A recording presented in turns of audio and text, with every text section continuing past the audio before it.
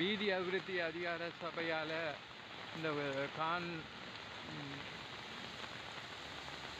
Clear பண்ண நேரம் பாருங்கள். நாங்கள் இதை இதுவரையும் ஒரு வாய்க்காலை அமைச்சு தரும்படி கேட்டுருந்தோம். ஆனால் பாருங்கள், அவங்க அந்த மண் எடுத்து இந்த இதை தடை செய்திருக்கிறாங்க.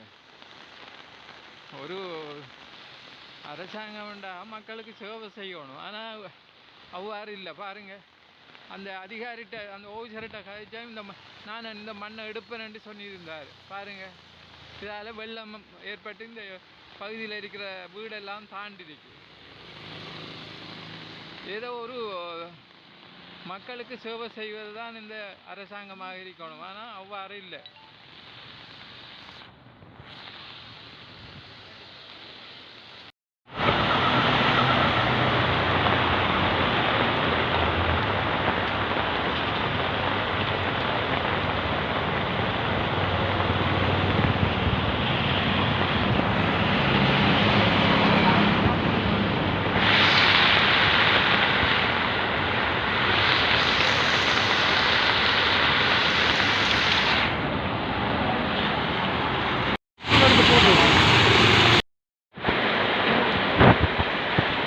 இது எங்கள் வீடு.